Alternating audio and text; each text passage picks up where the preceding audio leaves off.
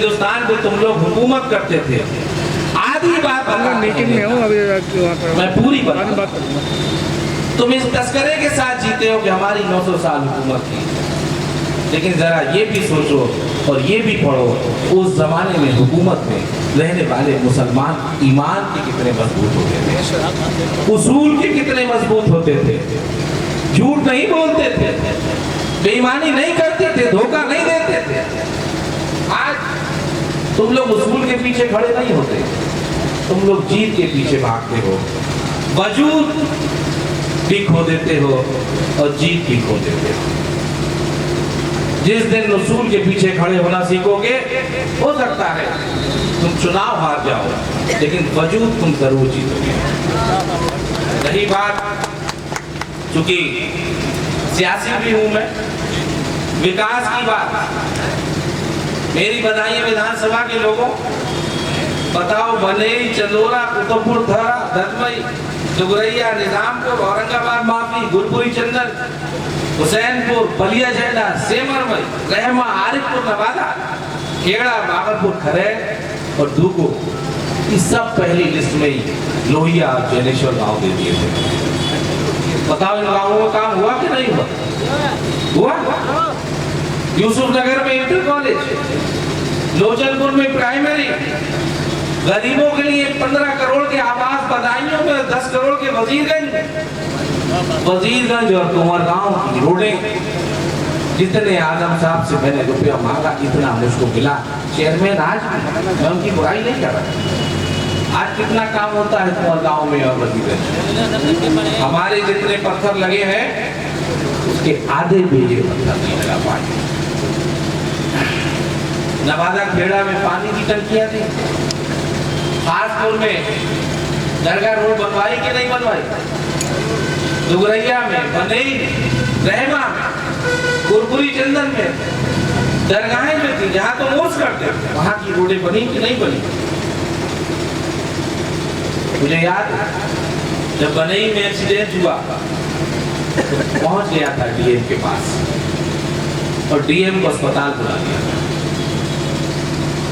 सरकारी मुआवजा भी दिलाया, वहीं बैठ के दिलाया। हुसैनपुर में गद्दी समाज और चौधरी समाज में गोली चली, इतने कार्टून करके बैठा था सीओ, दोनों बिरादरी के लोगों को बुलाया और कहा कि क्या झगड़ा है? कहा 1400 रुपए दूध का झगड़ा था।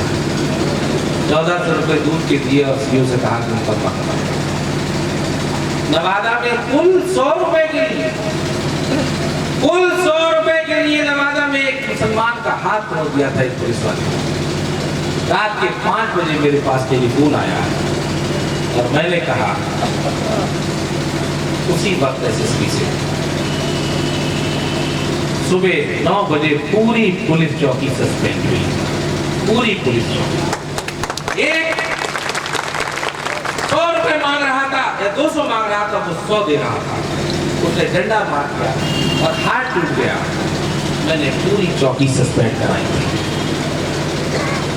बताओ नौजवान खड़े हो, तुमसे कोई पूछने वाला था कि तुम्हारी मोटरसाइकिल पे कितने बैठे? नहीं। बताओ गाड़ी और टोपी वालों, क्या तुमसे कोई पूछने वाला था? तुम्हारा दाढ़ी और टोपी देख के ही लोग आप इंतजार समझते हैं। एक पहचान थी, ये बैठे कल्लू साहब, अभी की बात, इनका एक मामला था, अड़ गया एसपी से और इनकी मदद भी हुई। दरोगा ने कहा कि बताओ सिफारिश किससे कराई? मेरी सरकार नहीं है, मैं हुकूमत में भी नहीं, मैं विधायक भी नहीं, लेकिन अल्लाह मेरी सिफारिश में असर कर रहा है।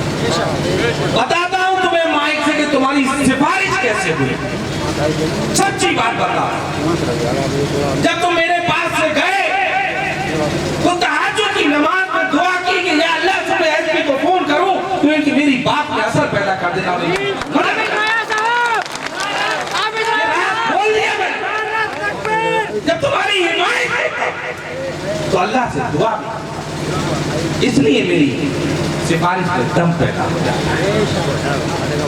गुरपुरी चंदन के बारात में एक नाम नहीं लेना चाहता, बारात का सामान खाने का पकड़ गया, छुरियां भी वापस कराई और खाने का सामान भी शादी में जाके पका। बताओ गलत कह रहा हूं? मिलेगा तुम्हें कोई हाफिजा जैसा? चिराग लेके ढूंढोगे तब भी तुम्हें हाफिजा नहीं मिलेगा। आज भाजपा मुझे हराना चाहती है, लेकिन तुम्हारे लोग, मेरे लोग, कोठियों में बैठने वाले लोग मुझको मिटाना चाहते हैं। मुसलमानों की सियासत पसंद नहीं है उन्हें। मरहूम नबी मियां की सियासत खा गए, मरहूम मजहर साहब की सियासत खा गए, अब तुम्हारे आबिद रजा की सियासत खाना चाहते हैं। लेकिन वायदा करता हूं तुमसे, लड़ूंगा आखिरी दम तक अगर तुमने साथ दिया और अल्लाह के साथ। मैं डरूंगा, दबूंगा ना मिटूंगा। तुम्हारी हिमायत करते करते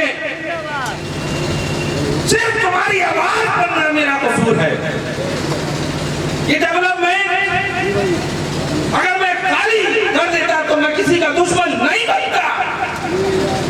लोगों को मैं इसलिए पसंद नहीं हूं कि मैं तुम्हारी आवाज, मेरे दुश्मन भी बड़े हैं तुम्हारी हिमायत की वजह से, लेकिन जब मेरे दुश्मन बड़े हो गए तो मैंने सिफारशी भी बहुत बड़ा कर लिया। मन से कहना चाहता हूं, मेरा सिफारशी अल्लाह है, इसके अलावा कोई सिफारशी नहीं। अब देखता हूं कि दुश्मन बड़े हैं या मेरा सिफारशी बड़ा, देखूंगा, डरूंगा नहीं। मेरा क्या कसूर? सबसे पहले मेरा रिकॉर्ड तोड़ा गया, सबसे पहले, लेकिन कभी तुम्हें बुलाया नहीं। रिजॉर्ट टूटने के बाद 4.5 साल में सिर्फ तुमको इसलिए नहीं बुलाया,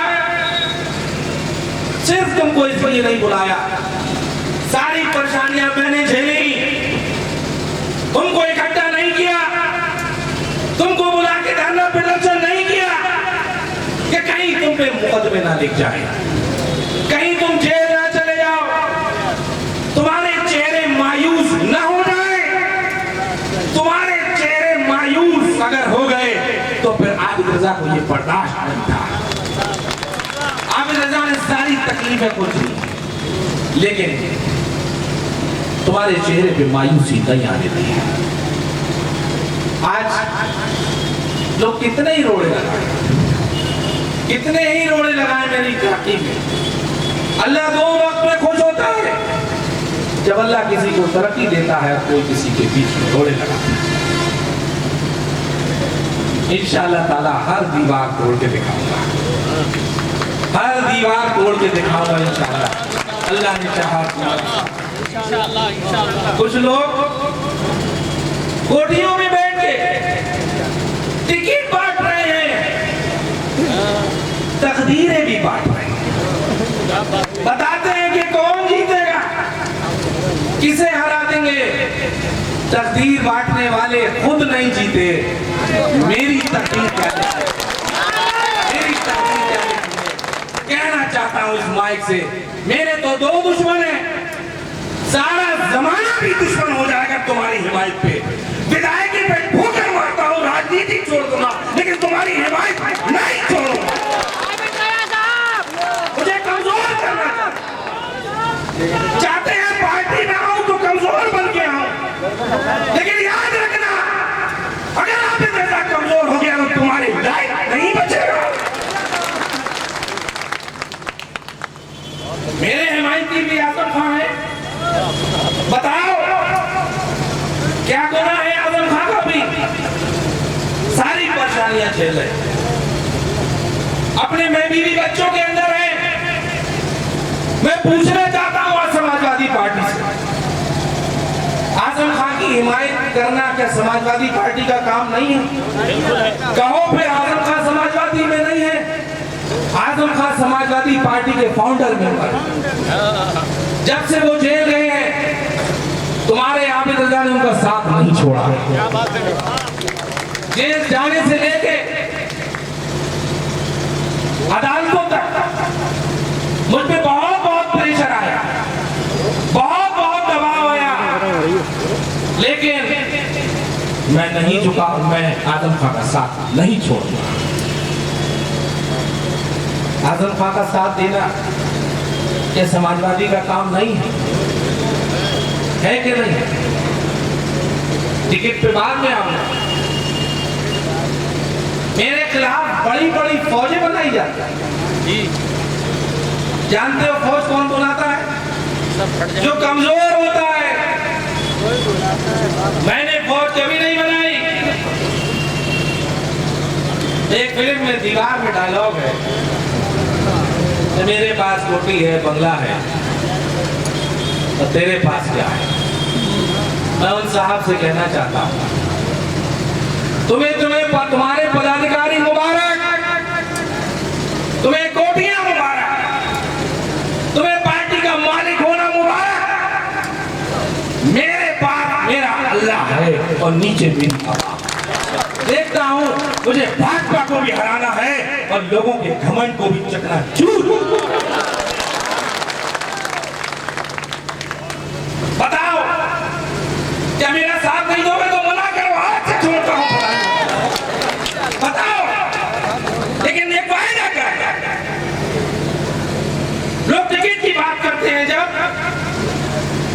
जब ये कहते हैं कि आबिदा तुम्हें किस पार्टी से टिकट मिलेगा, आबिदा समाजवादी से तुम्हारा टिकट हो रहा है कि नहीं हो रहा है, याद रखना इस लफ्ज से मैं जलील होता हूं।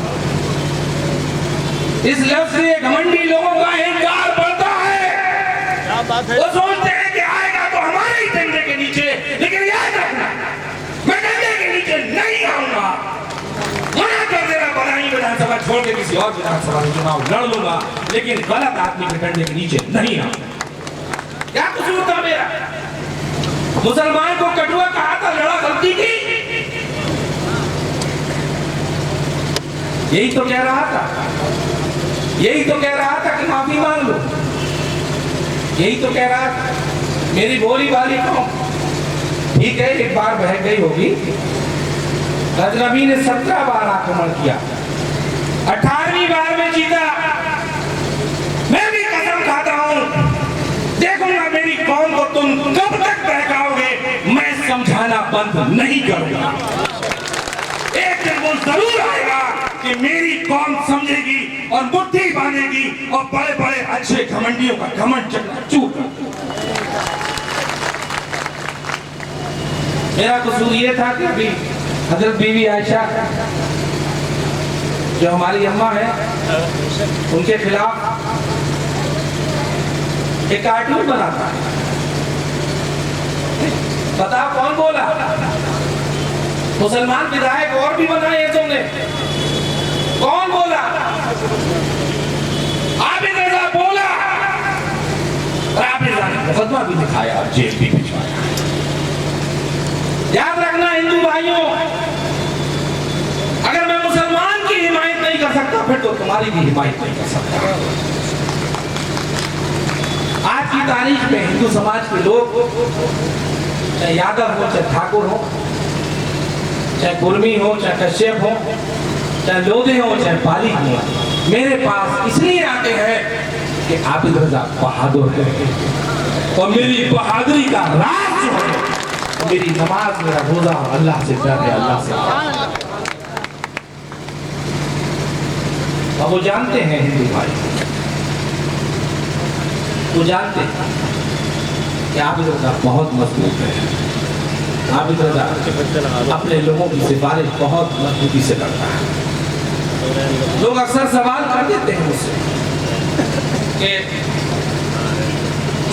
10-20 लोग आपको छोड़ के चले गए, इसमें भी मैंने अभी पता नहीं, याद नहीं कि थॉट थी या हदीस थी, कि जो 10-20 लोग धोखा दे के मुझे चले गए,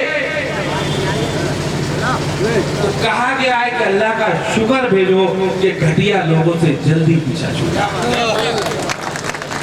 याद रखना, वो दल्ले थे, दलाली चाहते। मैंने तुम पे दलाली नहीं होने दी, ये मेरा कसूर था। मैंने तुम्हारी जमीनों पे कब्जे नहीं होने दिए, ये मेरा कसूर था। इसलिए 10-20 लोगों ने मेरे वक्त में मुझसे फायदा उठाया और चले गए, क्योंकि मैंने गरीब लोगों की दलाली थानों में नहीं होने दी। थानेदार से कहता था कि मेरा वोटर को आबिद रजा ही समझना है, मेरे वोटर का मतलब है आबिद रजा, इसलिए दलाल मुझसे नाराज थे। अगर काश वो 10-20 लोग दलाल मुझसे खुश होते तो शायद तुम सब मुझसे नाराज होते। अब एक को राजी करना था मुझे। मेरे सामने इम्तिहान की घड़ी थी कि दलाल राजी करूं या जनता राजी करूं। बताओ क्या मैंने गलत फैसला किया, दलाल नाराज किए और जनता को राजी रखा। और यकीन दिलाता, जब भी ताकत आएगी दलालों याद रखना, परिक्रमा किसी की कर लो, फिर आप रजा के मुकाबला इलाके में किसी की दलाली नहीं चलने दूंगा।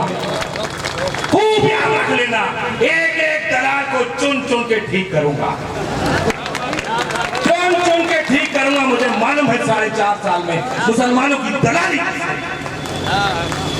जिंदाबाद जिंदाबाद जिंदाबाद।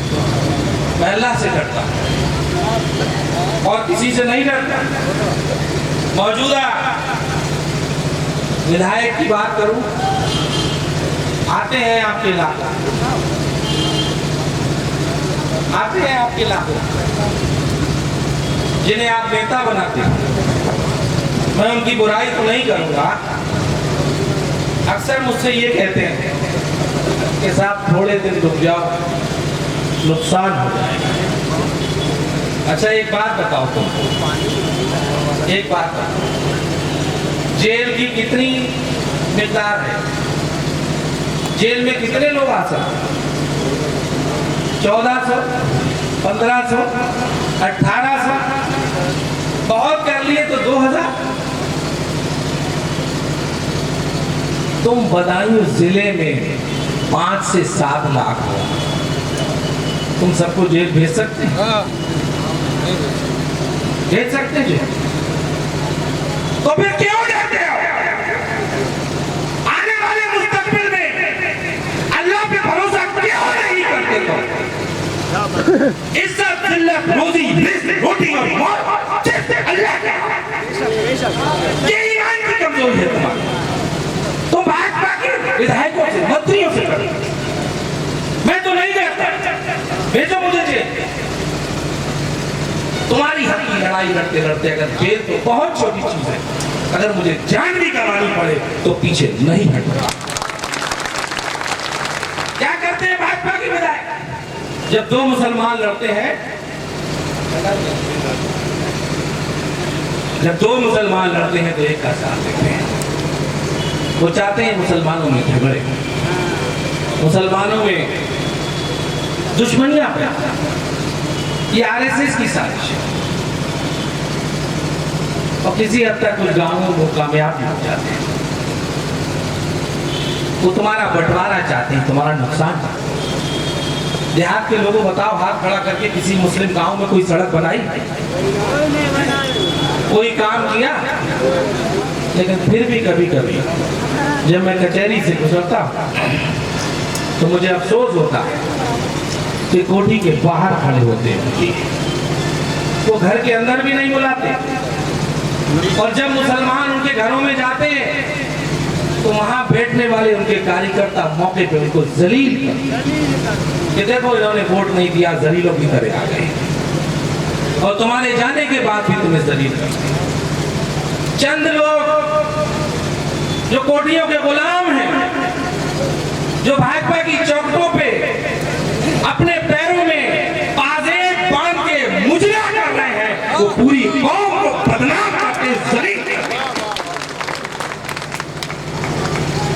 तो मुसलमान हो, तुम्हारा ईमान बहुत मजबूत होना चाहिए, बहुत मजबूत होना चाहिए। तुम्हें अल्लाह के अलावा किसी से नहीं करना चाहिए। सियासी हालात आज के क्या है, फिर वही बात आ गई। आज लोग ये चाहते हैं कि तुम्हारा आबिद रजा खत्म हो जाए, तुम्हारा आबिद रजा मिट जाए। ऐसे ऐसे लोग प्रत्याशी बनाते हैं जो कभी प्रधानी नहीं जीते, जो कभी मेंबरी नहीं जीते। एक साहब जो भाजपा के हमेशा से एजेंट हैं, और एक साहब के शौक अगर माइक से कह दूंगा तो बहुत जरिए हो जाएंगे। एक साहब बंबई के, मैं मजाक में कह देता हूँ सिरसौली के शहजादे हैं, तो बड़ा बुरा लगता है, बड़ा बुरा लगता है। भाई अच्छा बात नहीं, सिरसौली के शहजादे, बाकी बातें मन से नहीं कहूँगा। जो प्रधानी नहीं जीते, कुल 15,000 वोट है यादव समाज का। बताओ समाजवादी पार्टी से कोई हमसे पहले जीता? चेयरमैन भी मैं जीता था पहली बार समाजवादी पार्टी से। 1600 से 1700 वोट मिलते थे, और विधायक भी तुम्हारे इलाके से पहली बार समाजवादी के जीते। जो उनके लोग घूमते हैं इलाके में, मुझे उनसे बहुत एलर्जी इसलिए है कि वो वोट नहीं मांगते। वो उनके नाम से ये डराते हैं कि मुख्यमंत्री के भाई हैं, अगर तुमने राजी नहीं हुए तो न जाने क्या करा। तुम्हारे दिलों में डर पैदा कर। यकीन जानना, मेरी पहली लड़ाई यही है कि वोट मांगो, मेरी कौम को डराना बंद कर दो। तुम्हें अपने जीते जी डरने नहीं। रही बात अब टिकट की, आजम साहब से मेरा ताल्लुक है। आजम खान साहब से पूछ के मैं चुनाव लड़ने की तैयारी भी कर रहा हूं। करो आजम खान की बात करो, टिकट निकलिए अपना। अल्लाह एक रास्ता बंद करेगा तो 1000 खोलेगा, लेकिन जिस दिन आबिद रजा का रास्ता तुम बंद करोगे तो बगौर उनके इमाम साहब के फाटक लग जाएगा। जिले में पार्टी को अपना विधायक बनाना है, वो आबिद रजा को टिकट दे। आजम खां की बात को रखना है तो आबिद रजा को टिकट दो, और अगर आजम खां की बात खराब हो गई तो जिले का मुसलमान फिर वोट नहीं देगा। इसी के साथ बहुत बहुत